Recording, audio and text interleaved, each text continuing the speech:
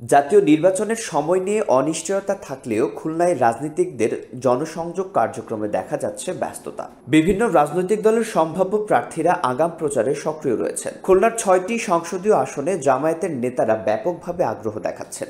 প্রতিটি আসনে দলের সম্ভাব্য প্রার্থী ও কর্মীরা মাঠে সক্রিয় রয়েছেন। গত ৯ ফেব্রুয়ারি জামায়াত এই ৬টি আসনের সম্ভাব্য প্রার্থীদের নাম ঘোষণা করে। প্রার্থীরা এলাকায় প্রচারণামূলক কার্যক্রম চালিয়ে যাচ্ছেন। খুলনা ১ সংখ্যালঘু অধ্যুষিত আসনে আওয়ামী লীগ এগিয়ে, বিএনপি জামায়াতের প্রস্তুতি। এই আসনটি হিন্দু সম্প্রদায় অধ্যুষিত হওয়ায় বিগত প্রতিটি নির্বাচনে আওয়ামী লীগের প্রার্থীরা বিজয়ী হয়েছেন।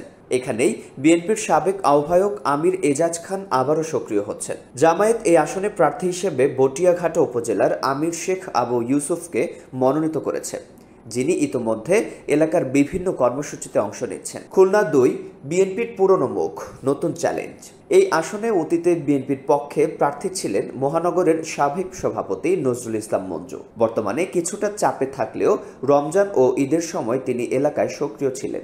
বিএনপির আরেক সাবেক এমপি আলী আসগর লোভী ঈদের সময় ইফতার, খাদ্য সামগ্রী ও পোশাক বিতরণ করেন। তার বাইরে এই আসনে অন্য কোনো প্রার্থীকে দৃশ্যমানভাবে প্রচারে দেখা যায়নি। খুলনা ৩ বকুল বনাম মাহফুজুর রহমান। খুলনা ৩ আসনে বিএনপির কেন্দ্রীয় ছাত্র বিষয়ক সম্পাদক রকিবুল ইসলাম বকুলের প্রার্থিতা প্রায় নিশ্চিত বলেই মনে করছেন নেতাকর্মীরা। রমজান ও ঈদে তিনি এলাকায় জনসংযোগ, ইফতার ও সহায়তা কর্মসূচিতে অংশ নিয়েছেন। জামায়াতের তরফ থেকে মহানগর আমির মাহফুজুর রহমানও গণসংযোগ, পথসভা ও মতবিনিময় চালিয়ে যাচ্ছেন।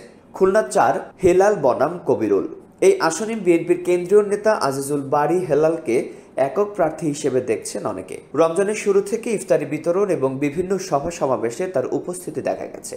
ঈদ পালন শেষে সৌদি আরব থেকে ফিরে আবারও তিনি প্রচারণায় অংশ নিচ্ছেন। অন্যদিকে জামায়াতের পক্ষ থেকে মাওলানা কবিরুল ইসলাম প্রচারণায় অংশ নিচ্ছেন। তার পক্ষে শুভেচ্ছা পোস্টার ও ব্যানার চোখে পড়ছে।